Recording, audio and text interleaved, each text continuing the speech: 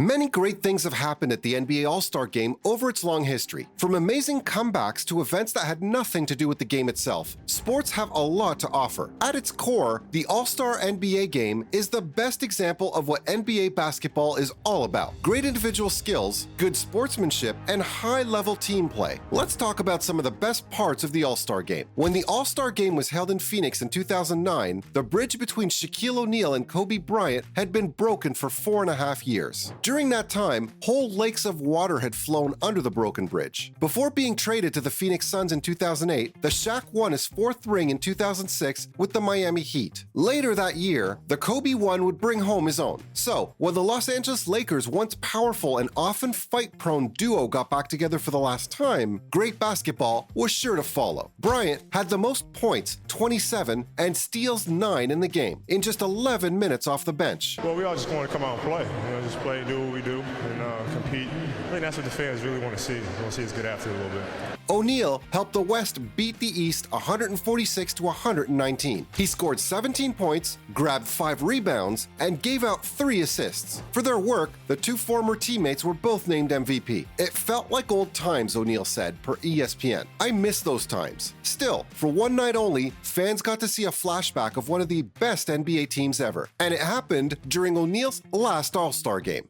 Well, I just wanted to do something different. You know, my kids, they love the Jabberwockies. I love the Jabberwockies.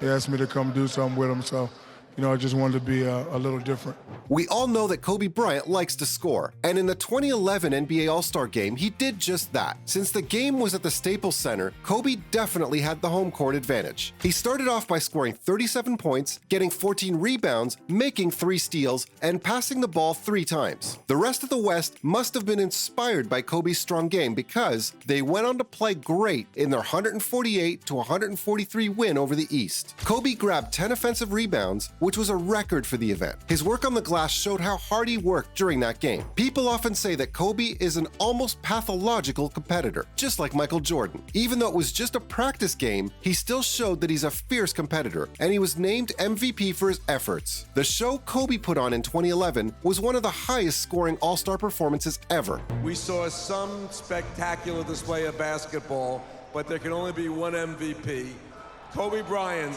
and he now has his 4th All-Star MVP, tied for the most in NBA history. Next, Isaiah Thomas made history at the 1986 All-Star Game by passing the ball around a lot and scoring a lot of points. Before he did it in 1986, no player had ever won the event with 30 points and 10 assists. He also got 5 steals, which helped him fill out the stat sheet. The game showed how smart, creative, and dangerous he was when he had the ball in his hands, which was a big part of his career as a player. He was named MVP because he helped his team come back from being down by 7 points with less than 4 minutes left in the game. Zeke in the East fought back against players like Kareem, Magic Johnson, and James Worthy to win 139 to 132. In the 1986 All-Star Game, he showed how tough and talented he was, and his performance, which made history, still stands as proof. Most people think of Wilt Chamberlain in terms of 25,000 and 100. Well, let's give him credit for a third number, 42. That's 42 points, which is the most points anyone has ever scored in an NBA All-Star Game. Chamberlain's stat line of 42 points and 24 rebounds in 1962 is still impressive to this day. Even though Chamberlain's time and the players of today are very different, it's still a very impressive feat. True basketball historians know how great he was, even though most of us weren't around to see it. Even though Chamberlain did great on the score sheet, it wasn't enough for the East to win. The West won by 20 points with a score of 150 to 130. Even though Chamberlain's team didn't win, he still deserves credit for setting a new scoring record. We love it when the underdog wins. Was there a point where just the other team left and made sandwiches on the bench? I mean, well, I really wish it was. Actually, they were really very embarrassed about the whole thing. And so they were mad at me. You know, and I was just out there trying to have fun. Did you start to, at 85 points, did you start to feel bad a little bit? Yeah, absolutely. And the people... I'll just try and miss this one, 100 points. And I did that, I know. I did that. And my mother scolded me when I got home. You should be ashamed of yourself.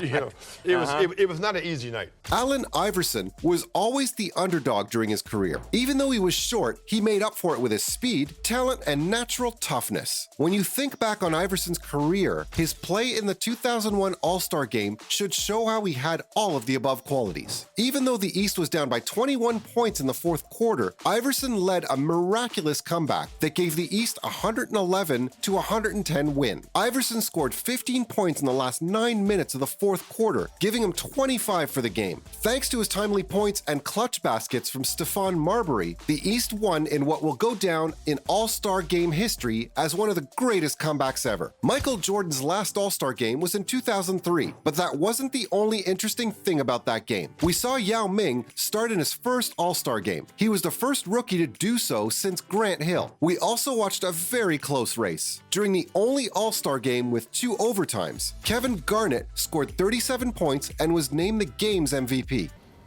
And, the game played out the way it played out. Mike hit a crazy shot on Sean Marion, and the next thing you know, it was just, you're in it. Alley-oops and turnaround jumpers and bank shots and tip dunks, and next thing you know, you're hoisting the trophy.